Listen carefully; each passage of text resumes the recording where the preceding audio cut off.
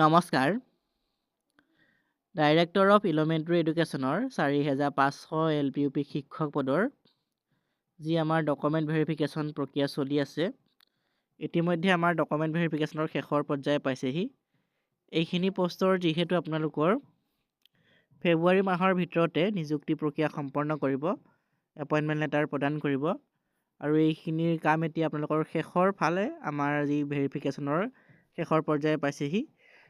আপোনালোকৰ যি এবচেণ্ট প্ৰাৰ্থী আছে সেইসকলৰ বাবে এখন গুৰুত্বপূৰ্ণ জাননীও আহিছে। লগতে আমি আজি ৪৫০০ LPUP শিক্ষক পদৰ কেইবাটা খুব গুৰুত্বপূৰ্ণ কথা আলোচনা কৰিম। গতিকে আপোনালোকে ভিডিঅ'টো স্কিপ নকৰাকৈ শেষলৈকে চাব। ইতিমধ্যে ৪৫০০ যি শিক্ষক পদ আছে সেইখিনিৰ ওপৰত আমি বহুতো ভিডিঅ' আগবঢ়াইছোঁ আপোনালোকৰ সুবিধাৰ বাবে। আমাৰ যিখিনি এতিয়া পষ্টৰ আপোনালোকৰ নিযুক্তি প্ৰক্ৰিয়া চলি আছে, সেইখিনি পষ্ট আপোনালোকৰ ফেব্ৰুৱাৰী শেষৰ ফালে অৰ্থাৎ ২৭ তাৰিখৰ ভিতৰত এইখিনি পষ্টৰ নিযুক্তি দিয়াৰ কথা যিহেতু শিক্ষামন্ত্ৰী লগতে মুখ্যমন্ত্ৰী ডাঙৰীয়া দুইজনে আপোনালোকক কৈছে, হয়তো আপোনালোকে গম পাইছে, দুইজনে যিহেতু কৈছে কথাষাৰ আপোনালোকৰ ফেব্ৰুৱাৰী ২৭ তাৰিখৰ আগত এইখিনি নিযুক্তি সম্পন্ন কৰাৰ কথা।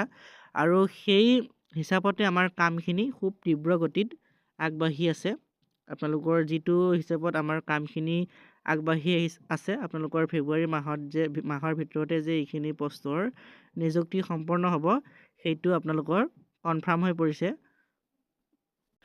আৰু আমি ভাবিব নোৱাৰা এটা যিহেতু কাট অফ এইবাৰ গ'ল, আপোনালোকৰ ৫৫০০ৰ তুলনাত আমি আগৰ ভিডিঅ'বিলাকত আপোনালোকক কৈ আছিলোঁ যে ৫৫০০তকৈ কাট অফটো নামিব, কিন্তু নমা দেখা পোৱা নগ'ল বুলি ক'বলৈ গ'লেও আমাৰ বৰ্তমানো আপোনালোকৰ যি কাট অফ লিষ্ট সেইখন পাব্লিছ হোৱা নাই।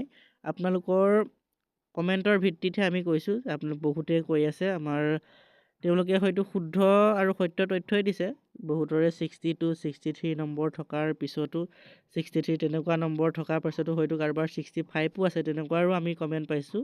তেনেকুৱা নম্বৰ থকা বহু কেণ্ডিডেটৰ আমাৰ প্ৰথম, দ্বিতীয়, তৃতীয় এখন তালিকাতো তেওঁলোকৰ নাম অহা নাই। আৰু সেইফালৰ পৰা চাবলৈ গ'লে আপোনালোকৰ কাট অফটো আমাৰ ৫৫০০ৰ নিচিনাই হয়তো গৈছে।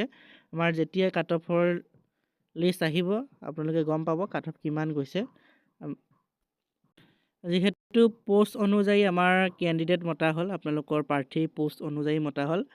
৪৫০০ পষ্টৰ বিপৰীতে ৪৬০০ কেণ্ডিডেট মতা হ'ল। আপোনালোকৰ ৪৬০০ কেণ্ডিডেট ভেৰিফিকেশ্যনত যিহেতু মতা হ'ল। আৰু ১৪ ফেব্ৰুৱাৰী তাৰিখে আপোনালোকৰ এখন গুৰুত্বপূৰ্ণ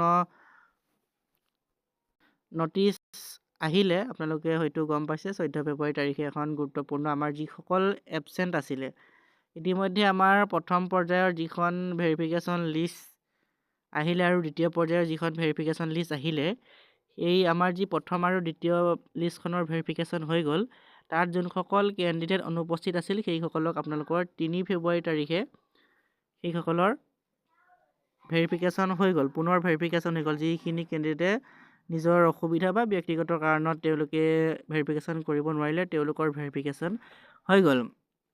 এতিয়া আমাৰ যিখন ৩ নম্বৰ ভেৰিফিকেশ্যন লিষ্ট আহিলে, সেইখন ভেৰিফিকেশ্যন লিষ্টত যোনসকল কেণ্ডিডেটে ভেৰিফিকেশ্যন কৰিব নোৱাৰিলে তেওঁলোকক ১৬ ফেব্ৰুৱাৰী তাৰিখে তেওঁলোকক ভেৰিফিকেশ্যনত মতা হৈছে। আৰু আমাৰ এই ভেৰিফিকেশ্যনৰ কাম ১৬ তাৰিখে সমাপ্ত হ'ব। যোনসকলে ভেৰিফিকেশ্যন কৰিব নোৱাৰিলে তেওঁলোকৰ ১৬ তাৰিখে ভেৰিফিকেশ্যন আছে আৰু ভেৰিফিকেশ্যনৰ কাম ১৬ তাৰিখে সমাপ্ত হ'ব। আৰু এইখিনি পষ্টৰ আপোনালোকৰ মেৰিট লিষ্ট কেতিয়া পাব্লিছ হ'ব? আমাৰ প্ৰভিজনেল মেৰিট লিষ্ট হয়তো এইবাৰ আপোনালোকৰ পাব্লিছ নহ'ব, ডাইৰেক্ট আপোনালোকৰ ফাইনেল ৰিজাল্ট আহিব। এইটো মোৰ ধাৰণা হয়, আপোনালোকৰ এইবাৰ কোনো ধৰণৰ প্ৰভিজনেল মেৰিট লিষ্ট নাহে, আপোনালোকৰ ডাইৰেক্ট ফাইনেল মেৰিট লিষ্ট আহিব। যদি প্ৰভিজনেল মেৰিট লিষ্ট নাহে, বহুতৰে প্ৰশ্ন, যদি প্ৰভিজনেল মেৰিট লিষ্ট নাহে তেনেহ'লে যোনসকল কেণ্ডিডেটৰ কিছুমান ডকুমেণ্টৰ ক্ষেত্ৰতে হওক বা অন্যান্য কিবা তথ্য পাতি ভুল আছে, তেওঁলোকে কেনেকৈ কাৰেকশ্যন কৰিব, তেওঁলোকৰ বাবে হয়তো এখন ২০ তাৰিখৰ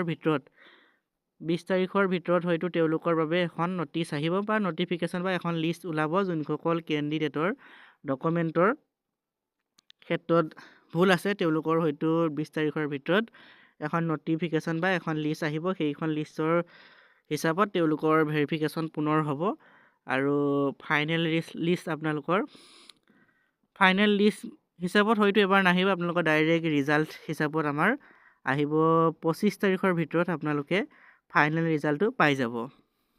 27 তাৰিখৰ আগত যিহেতু তেওঁলোকে নিযুক্তি দিয়াৰ কথা কৈছে, হয়তো 27 তাৰিখে দিব নোৱাৰিলে 28 তাৰিখ মানে দিব বা 27 28 তেনেকুৱা আমাৰ ফেব্ৰুৱাৰী শেষৰ ফালে আপোনালোকে 27 28 তেনেকুৱাতে আমাৰ যিহেতু ফেব্ৰুৱাৰী মাহটো বেছি দীঘল মাহ নহয়, গতিকে আপোনালোকে 27 28 তাৰিখৰ ভিতৰত এইখিনিৰ নিযুক্তি পাব।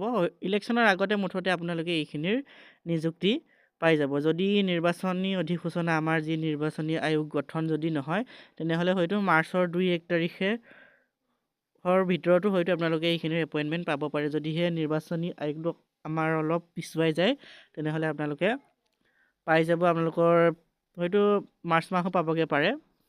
আমাৰ যি যোৱাবাৰ সেয়া হয়তো আপোনালোকৰ 27 তাৰিখ মানে আয়োগ গঠন হৈছিলে, কিন্তু হয়তো এবাৰ কিবা কাৰণত যদি আপোনালোকৰ অলপ পিছুৱাই যায়, মাৰ্চৰ 3-4 তাৰিখ মানে হয়তো হ'বগৈ পাৰে। তেনেকুৱা হ'লে আপোনালোকৰ আমাৰ ফেব্ৰুৱাৰী শেষৰ বা মাৰ্চৰ আপোনালোকৰ 2-1 তাৰিখে এইখিনি পষ্টৰ নিযুক্তি সম্পন্ন কৰিব তেওঁলোকে। আপোনালোকৰ এইখিনি পষ্টৰ নিযুক্তি ইলেকশ্যনৰ আগতে সম্পন্ন কৰিব। আপোনালোকে বেছি ভবাৰ প্ৰয়োজন নাই, কাৰণ এইখিনিৰ আপোনালোকৰ যিহেতু তেওঁ আশা দিছে ইলেকশ্যনৰ আগত সম্পন্ন কৰাৰ কথা, গতিকে ইলেকশ্যনৰ আগতে এইখিনি পষ্টৰ কাম সম্পন্ন হৈ যাব। আমাৰ যিহেতু প্ৰথম দ্বিতীয় তৃতীয় ভেৰিফিকেশ্যন হৈ গ'ল, লগতে এবচেণ্ট কেণ্ডিডেটৰো ভেৰিফিকেশ্যন 16 তাৰিখে হ'ব। ইয়াৰ লগে লগে যোনসকল কেণ্ডিডেটৰ ডকুমেণ্টৰ ক্ষেত্ৰত ভুল আছিলে বা কিবা ডকুমেণ্টৰ ক্ষেত্ৰত অলপ খেলি মেলি আছিলে, তেওঁলোকৰো হয়তো আপোনালোকৰ 20 তাৰিখৰ ভিতৰত এখন নটিচ বা এখন লিষ্ট আহিব, তেওঁলোকেও ভেৰিফিকেশ্যন কৰিব পাৰিব আৰু 25 তাৰিখৰ ভিতৰত তেওঁলোকৰ যি ফাইনেল ৰিজাল্ট সেইখিনি অহাৰ পূৰ্ণ সম্ভাৱনা আছে 25 তাৰিখৰ ভিতৰত। আৰু 27 28 তাৰিখৰ ভিতৰত এইখিনি পষ্টৰ নিযুক্তি হোৱাৰ সম্ভাৱনা খুব বেছিয়ে আছে। আপোনালোকে ফেব্ৰুৱাৰী মাহৰ ভিতৰতে আপোনালোকে আশা ৰাখক, ফেব্ৰুৱাৰী মাহৰ ভিতৰতে এইখিনি পষ্টৰ নিযুক্তি সম্পূৰ্ণ হৈ যাব। বহুতে কমেণ্ট কৰি আছে যে নিৰ্বাচনী যি অধিসূচনা সেইখিনি জাৰি হোৱাৰ লগে লগে এইখিনি পষ্টৰ হয়তো নিযুক্তি নিদিব। নিৰ্বাচনী অধিসূচনা জাৰি হ'লে নিযুক্তি নিদিব, সেইটো সত্য, কিন্তু আপোনালোকৰ নিৰ্বাচনী অধিসূচনা জাৰি হোৱাৰ আগতে ইয়াৰ যি নিযুক্তি প্ৰক্ৰিয়াৰ কাম সেইখিনি সম্পূৰ্ণ তেওঁলোকে কৰিব, আপোনালোকে নিশ্চিত থাকক। এইখিনি পষ্টৰ কাম সম্পূৰ্ণ কৰাৰ লগে লগে আপোনালোকৰ আমাৰ যি নতুন এডভাৰটাইজমেণ্ট সেইখিনিও আহিব। আপোনালোকে আমাৰ যি 26 চনৰ শেষৰ ফালে আপোনালোকে অপেক্ষা কৰিব লাগিব, আৰু হয়তো নতুনকৈ টেট অনুষ্ঠিত হ'ব পাৰে। নতুনকৈ টেট অনুষ্ঠিত হ'লে ভাল হয়, গতিকে যদি নতুন টেট অনুষ্ঠিত হয় তেনেহ'লে আপোনালোকৰ ফেব্ৰুৱাৰী নহয়, আমাৰ যি 26 চনৰ শেষৰ ফালে ইয়াৰ আকৌ আমি নতুন নটিফিকেশ্যন দেখিবলৈ পাম। বহুত আপোনালোকৰ শিক্ষক পদ খালী আছে। আমাৰ টেট কাম ৰিক্ৰুইটমেণ্ট টেষ্টৰো এডভাৰটাইজমেণ্ট আহিব, লগতে LPAP শিক্ষক পদৰো নতুন এডভাৰটাইজমেণ্ট আহিব। গতিকে আপোনালোকৰ যোনসকলে চিলেকশ্যন নহ'লে, যোনসকলৰ মেৰিট লিষ্টত নাম নাহিল আমাৰ যি ভেৰিফিকেশ্যন লিষ্টত, তেওঁলোকে নিৰাশা হোৱাৰ কোনো কাৰণ নাই। তেওঁলোকৰ নতুন এডভাৰটাইজমেণ্ট আকৌ আহিব, তেওঁলোকে আকৌ এপ্লাই কৰিব পাৰিব। গতিকে ভিডিঅ'টো ইমানখিনিয়ে আছিলে, বৰ বেছি দীঘল নকৰোঁ। আজিলৈ ইমানেই, ধন্যবাদ।